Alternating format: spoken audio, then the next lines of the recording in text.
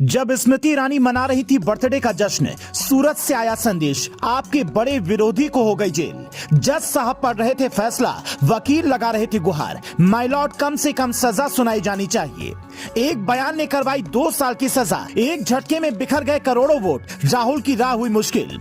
केंद्रीय मंत्री स्मृति ईरानी जब अपने 48वें जन्मदिन का जश्न मना रही थी, लोग उन्हें ट्विटर पर फोटो शेयर कर बधाइयां दे रहे थे। तभी उन्होंने टीवी ऑन किया और देखा कि सबसे बड़े विरोधी को 2 साल की जेल हो गई है। ये भी एक इत्तेफाक ही था कि स्मृति ईरानी इधर केक काट रही थी, उधर राहुल गांधी सूरत की अदालत में कटघरे में खड़े थे।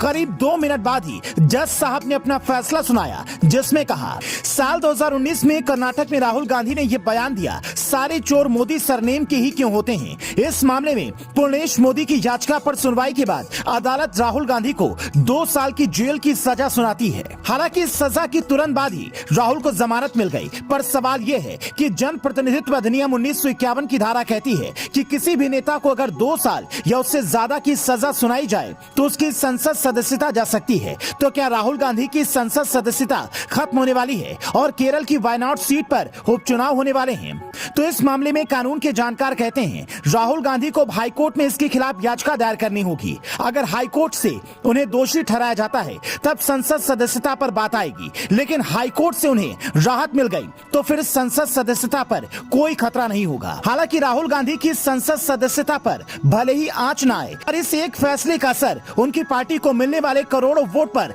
जरूर पड़ सकता है। देश में कुल वोटर्स की संख्या 90 करोड़ से ज्यादा है। साल 2019 के चुनाव में करीब 67% लोगों ने वोट किया था। इस हिसाब से मानकर चलिए तो करीब 60 करोड़ वोटर्स थे, जिनमें 15% ओबीसी वोट कांग्रेस को मिले थे। अब चूंकि राहुल ने ओबीसी कैटेगरी में आने वाले मोदी समुदाय पर निशाना साधा है, उन्हें चोर बताया है, तो जात की राजनीति के चक्कर में उन्हें नुकसान उठाना पड़ सकता है। हालांकि कांग्रेस इस बात को अलग तरीके से भुनाने में लगी है। कांग्रेस का दावा है कि राहुल की भारत जोड़ो यात्रा से केंद्र की मोदी सरकार हिल गई है, इसीलिए राहुल के खिलाफ अब आक्रामक मोड में आ गई है। दिग्विजय सिंह तो ये तक कहते हैं कि जिस कोर्ट ने राहुल को सजा सुनाई, वहां के जज बार बार बदले गए, पर कांग्रेस की नीति तो पहले से ही देश की संवैधानिक संस्थाओं, अदालत और सेना पर सवाल उठाने की रही है।